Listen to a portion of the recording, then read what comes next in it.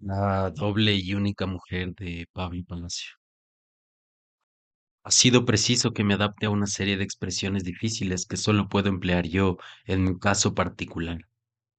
Son necesarias para explicar mis actitudes intelectuales y mis conformaciones naturales, que se presentan de manera extraordinaria, excepcionalmente, al revés de lo que sucede en la mayoría de los animales que ríen. Mi espalda, mi atrás, es, si nadie se opone, mi pecho de ella. Mi vientre está contrapuesto a mi vientre de ella. Tengo dos cabezas, cuatro brazos, cuatro senos, cuatro piernas, y me han dicho que mis columnas vertebrales, dos hasta la altura de los omóplatos, se unen allí para seguir, robustecida hasta la región coxígea. Yo primera soy menor que yo segunda. Aquí me permito, insistiendo en la aclaración hecha previamente, pedir perdón por todas las incorrecciones que cometeré. Incorrecciones que elevo a la consideración de los gramáticos con el objeto de que se sirvan modificar, para los posibles casos en que pueda repetirse el fenómeno, la muletilla de los pronombres personales, la conjugación de los verbos, los adjetivos posesivos y demostrativos, etcétera. Todo en su parte pertinente.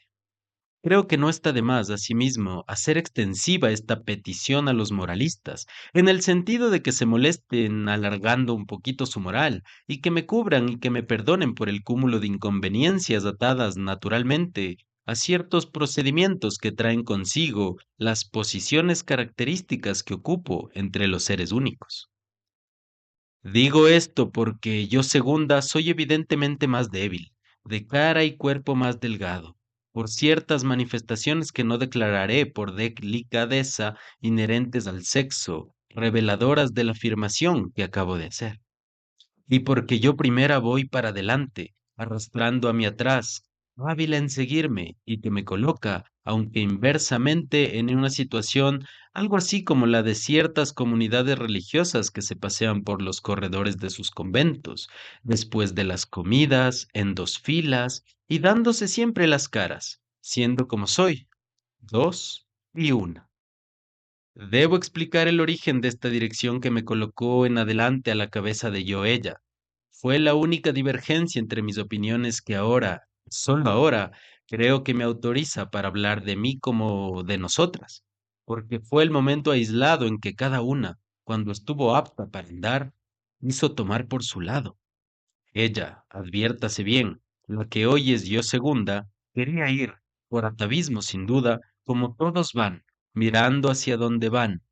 Yo quería hacer lo mismo, ver a dónde iba, de lo que se suscitó un enérgico perneo.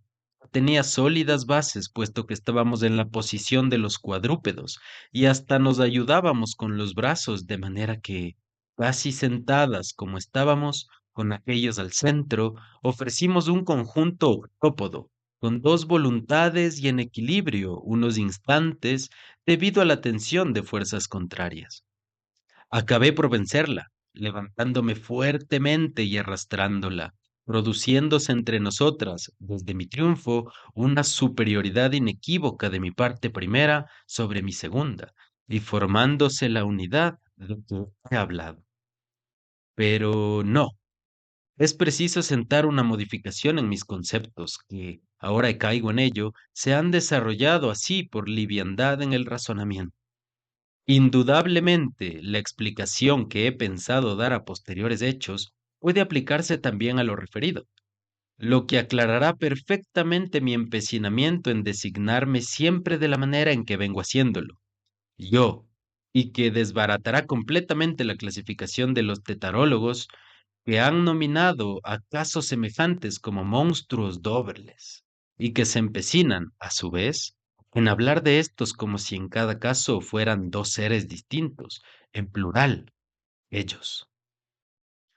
Los teratólogos solo han atendido a la parte visible que origina una separación orgánica, aunque en verdad los puntos de contacto son infinitos. Y no solo de contacto, puesto que existen órganos indivisibles que sirven a la vez para la vida de la comunidad aparentemente establecida. ¿Acaso la hipótesis de la doble personalidad, que me obligó antes a hablar de nosotras, tenga en este caso un valor parcial debido a que era ese el momento inicial en que iba a definirse el cuerpo directivo de esta vida visiblemente doble y complicada, evidentemente, pero en el fondo no lo tiene. Casi solo le doy un interés expresivo, en palabras, que se establece un contraste comprensible para los espíritus extraños, y que en vez de ir como prueba de que un momento pudo existir en mí un doble aspecto volitivo, viene directamente a comprobar que existe dentro de este cuerpo doble un solo motor intelectual, que da por resultado una perfecta unicidad en sus actitudes intelectuales.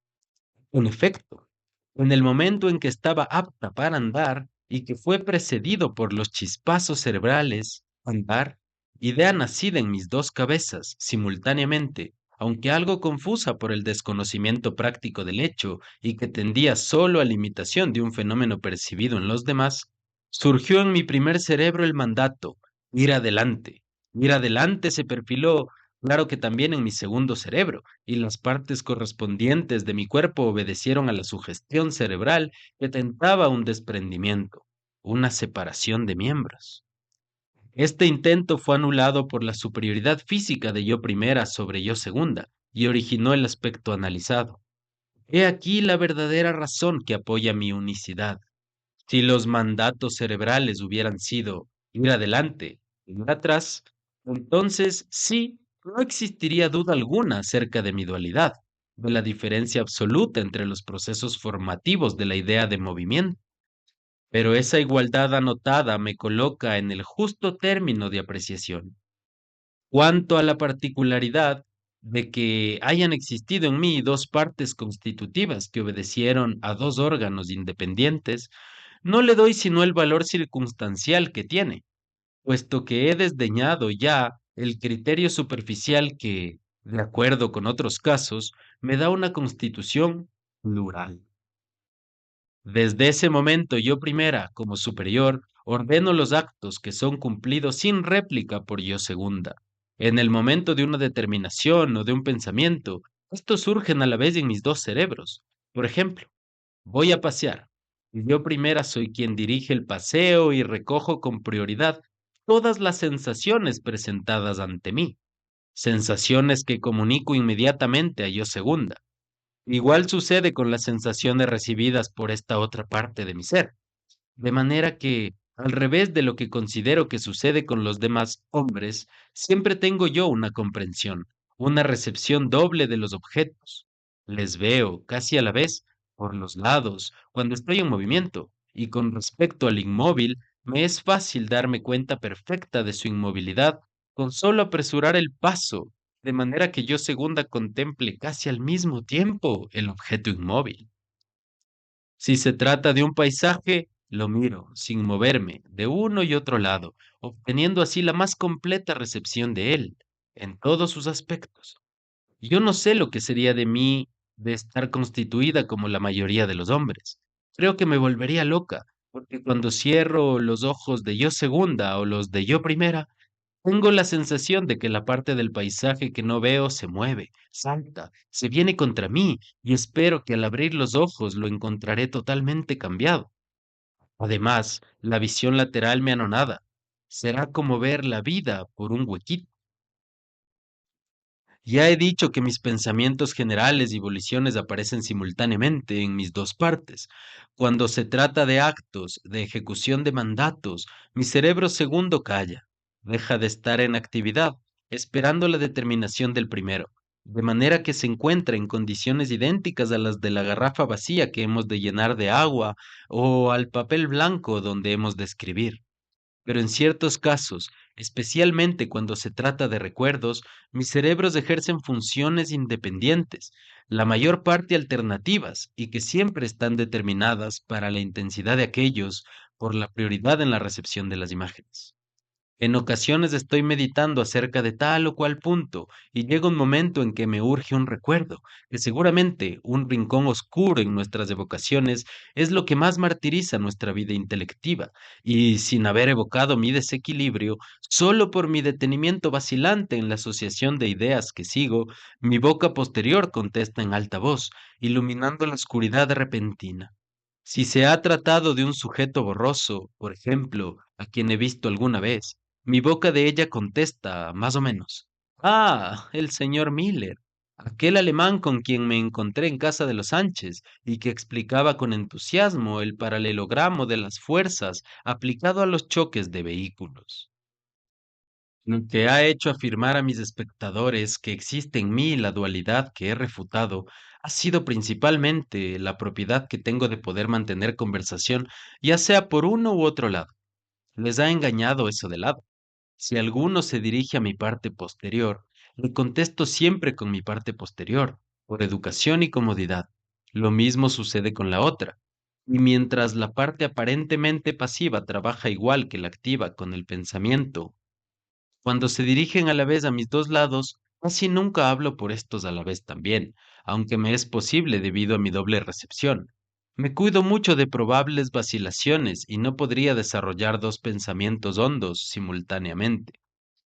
La posibilidad a que me refiero solo tiene que ver con los casos en que se trate de sensaciones y recuerdos, en los que experimento una especie de separación de mí misma, comparable con la de aquellos hombres que pueden conversar y escribir a la vez cosas distintas.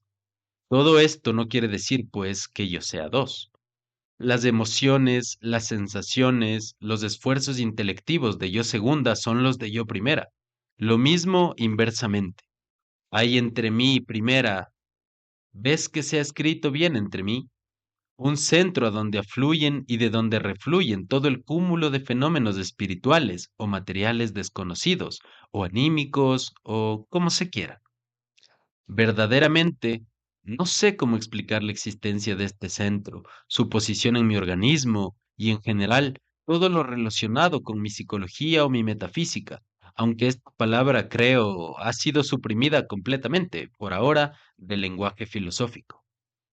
Esta dificultad, que de seguro no será allanada por nadie, sé que me va a traer el calificativo de desequilibrada, porque a pesar de la distancia domina todavía la ingenua filosofía cartesiana. Pretende que para escuchar la verdad basta poner atención a las ideas claras que cada uno tiene dentro de sí, según más o menos lo explica cierto caballero francés. Pero como me importa poco la opinión errada de los demás, tengo que decir lo que comprendo y lo que no comprendo de mí misma. Ahora es necesario que apresure un poco esta narración, yendo a los hechos y dejando al especular para más tarde. Unos pocos detalles acerca de mis padres, que fueron individuos ricos y por consiguiente nobles, bastará para aclarar el misterio de mi origen. Mi madre era muy dada a lecturas perniciosas y generalmente novelescas. Parece ser que después de mi concepción, su marido y mi padre viajó por motivos de salud. En el interín, su amigo médico entabló estrechas relaciones con mi madre, claro que de honrada amistad, y como la pobrecilla estaba tan sola y aburrida, su amigo tenía que distraerla, y la distraía con unos cuentos extraños que parece que impresionaron la maternidad de mi madre. A los cuentos añadas el examen de unas cuantas estampas que el médico la llevaba, de esas peligrosas estampas que dibujan algunos señores en estos últimos tiempos, dislocadas, absurdas, y que mientras ellos creen que dan sensación de movimiento, solo sirven para impresionar a las sencillas señoras que creen que existe en realidad, mujeres como las dibujadas, como todo su desequilibrio de músculos, estrabismo de ojos y más locuras. No son raros los casos en que los hijos pagan estas inclinaciones de los padres. Una señora amiga mía fue madre de un gato. Ventajosamente, procuraré que mis relaciones no sean leídas por señoras que puedan estar en peligro de impresionarse, y así estaré segura de no ser nunca causa de una repetición humana de mi caso. Pues sucedió con mi madre que, en cierto modo ayudada por aquel señor médico, llegó a creer tanto en la existencia de individuos extraños, que poco a poco llegó a figurarse un fenómeno del que soy retrato, con el que se entretenía a veces, mirándolo, y se horrorizaba las más. En esos momentos gritaba y se le ponía los pelos de punta. Todo esto lo he oído después a ella misma en unos enormes interrogatorios que le hicieron el médico, el comisario y el obispo, quien naturalmente necesitaba conocer los antecedentes del suceso para poder darle la absolución. Nací más o menos dentro del periodo normal.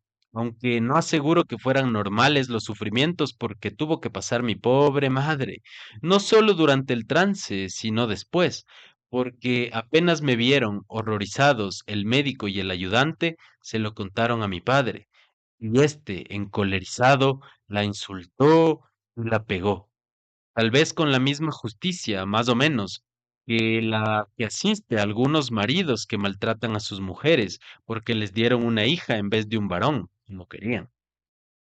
Madre me tenía una cierta compasión insultante para mí, que era tan hija suya como podía haberlo sido una tipa igual a todas, de esas que nacen para hacer pucheritos con la boca, zapatear y coquetear.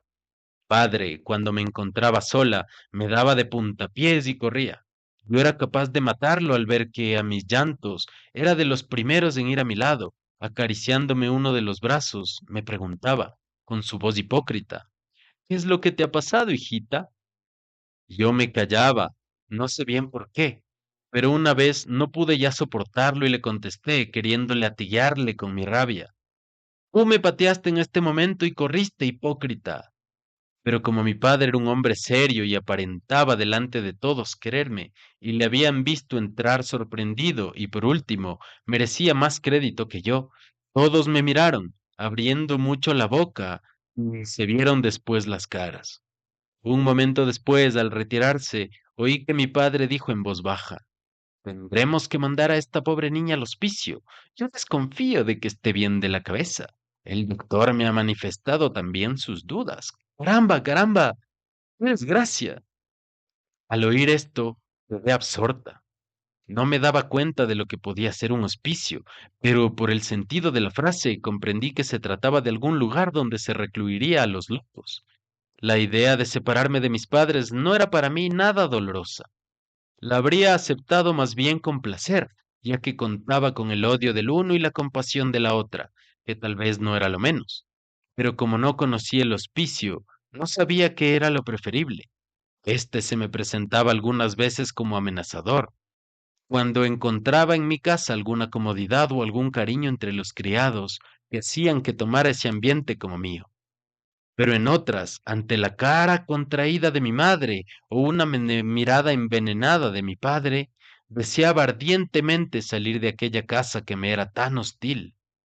Habría prevalecido en mí este deseo de no haber sorprendido una tarde entre los criados una conversación en la que se me compadecía, diciéndome a cada momento, pobrecita, y en la que descubrí además algunos espantables procedimientos de los guardianes de aquella casa, agrandados sin duda extraordinariamente por la imaginación encogida y servil de los que hablaban. Los criados siempre están listos a figurarse las cosas más inverosímiles e imposibles. Decían que a todos los locos les azotaban, les bañaban con agua helada, les colgaban de los dedos de los pies por 3 días en el vacío, lo que acabó por sobrecogerme. Fui lo más pronto que pude donde mi padre, a quien encontré discutiendo en alta voz con su mujer, y me puse a llorar delante de él, diciéndole que seguramente me había equivocado el otro día y que debía de haber sido otro el que me había maltratado, que yo le amaba y respetaba mucho y que me perdonase.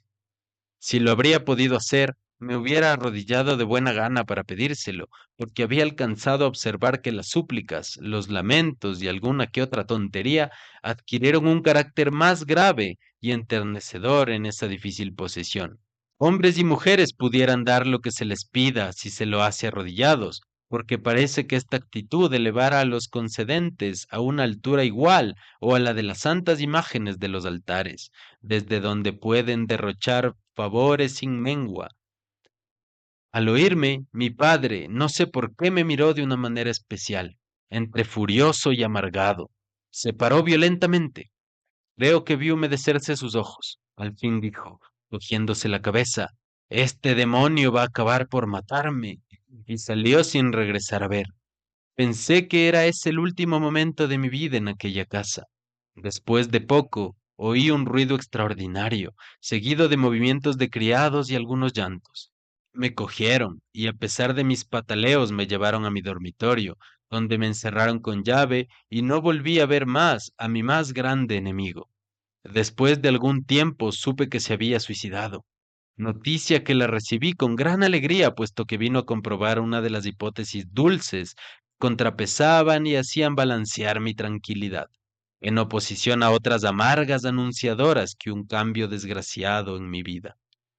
Cuando tuve 21 años, me separé de mi madre, que era entonces todavía mujer joven. Ella aparentó un gran dolor, que tal vez habría tenido algo de verdadero, puesto que mi separación representaba una notabilísima disminución de la fortuna que ella usufructuaba. Con lo que me tocó en herencia, me he instalado muy bien, y como no soy pesimista, de no haberme ocurrido la mortal desgracia que conoceréis más tarde, no habría desesperado de encontrar un buen partido.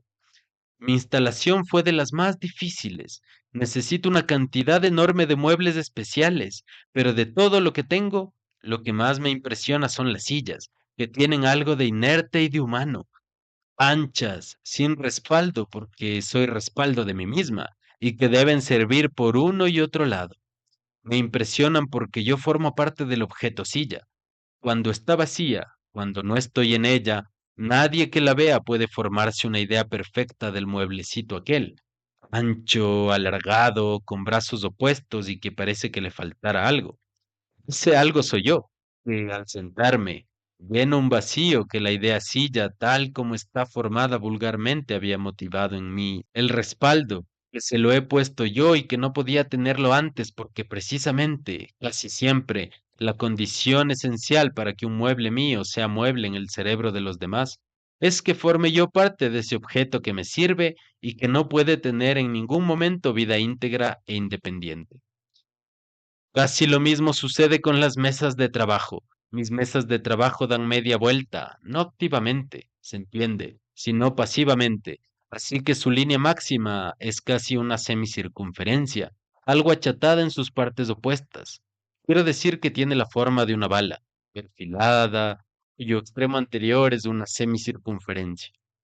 Una sintetización de la mitad del mar Adriático hacia el Golfo de Venecia creo que sería también sumamente parecida a la forma exterior de las tablas de mis mesas. El centro está recortado y vacío, en la misma forma que la ya descrita, de manera que allí puedo entrar yo y mi silla, y tener mesa por ambos lados. Claro que podía obviar las dificultades de estas innovaciones con solo tener dos mesas, entre las cuales me colocaría, pero ha sido un capricho que tiende a establecer mi unidad exterior magníficamente, ya que nadie puede decir trabaja en mesas, sino en una mesa.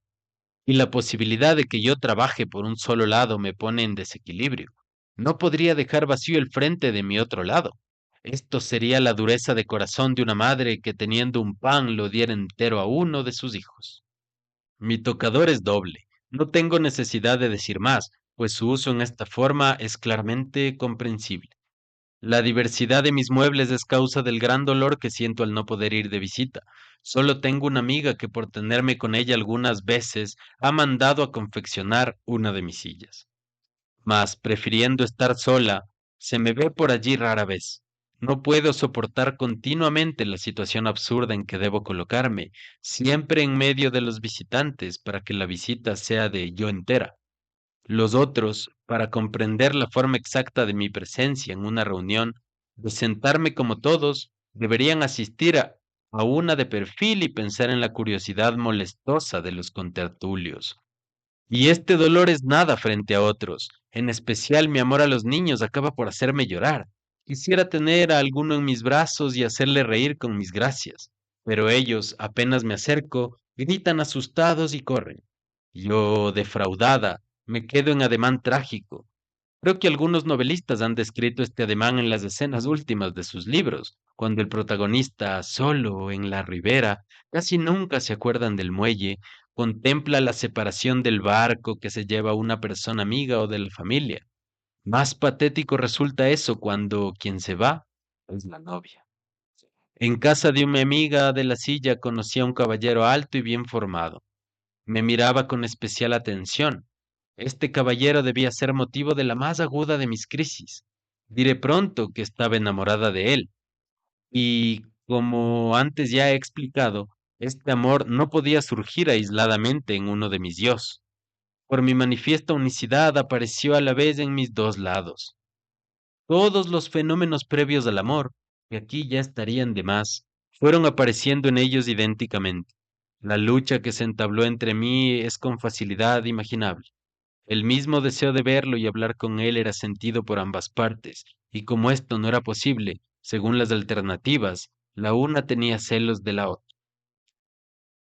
No sentía solamente celos, sino también, de parte de mi yo favorecido, un estado manifiesto de insatisfacción. Mientras yo primera hablaba con él, me aguijoneaba el deseo de yo segunda, y como yo primera no podía dejarlo, ese placer era un placer a medias con el remordimiento de no haber permitido que hablara con yo segunda. Las cosas no pasaron de eso porque no era posible que fueran a más. Mi amor con un hombre se presentaba de una manera especial. Pensaba yo en la posibilidad de algo más avanzado, un abrazo, un beso, y si era en lo primero venía enseguida a mi imaginación la manera cómo podía dar ese abrazo, con los brazos de yo primera, mientras yo segunda agitaría los suyos o dejaría caer con un gesto inexpresable. Si era un beso, sentía anticipadamente la amargura de mi boca en ella. Todos estos pensamientos que eran de solidaridad estaban acompañados por un odio invencible a mi segunda parte, pero el mismo odio era sentido por esta contra mi primera. Era una confusión, una mezcla absurda, que me daba vueltas por el cerebro y me vaciaba los sesos. Pero el punto máximo de mis pensamientos a este respecto era el más amargo. ¿Por qué no decirlo? Se me ocurrió que alguna vez podía llegar a la satisfacción de mi deseo, esta sola enunciación de una idea clara de los razonamientos que me haría. ¿Quién, yo, debía satisfacer mi deseo, o mejor su parte de mi deseo? ¿En qué forma podía ocurrírseme su satisfacción? ¿En qué posición quedaría mi otra parte ardiente? ¿Qué haría esa parte, olvidada, congestionada por el mismo ataque de pasión, sentido con la misma intensidad y con el vago estremecimiento de lo satisfecho en medio de lo enormemente insatisfecho? Tal vez entablaría una lucha, como en los comienzos de mi lucha, como en los comienzos de mi vida, y vencería yo primera como más fuerte, pero al mismo tiempo me vencería a mí misma.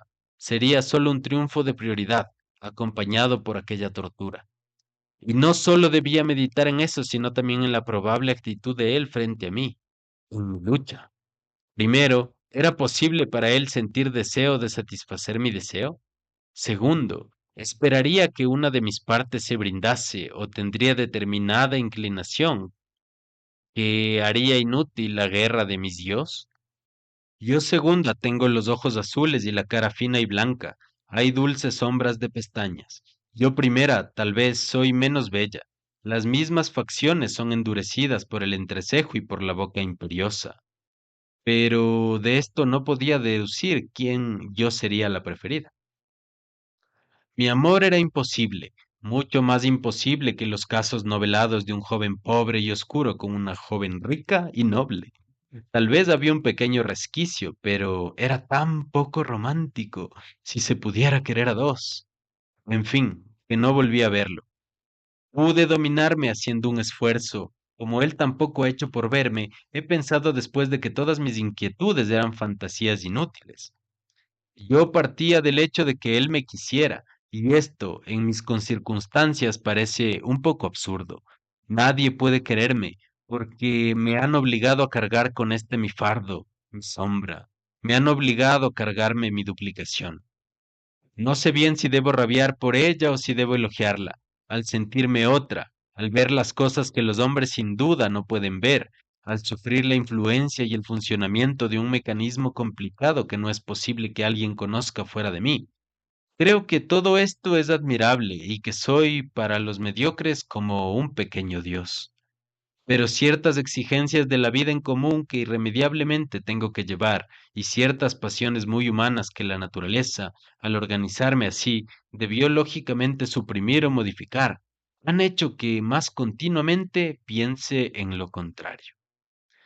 Naturalmente, esta organización distinta, trayéndome unos distintos, me ha obligado a aislarme casi por completo.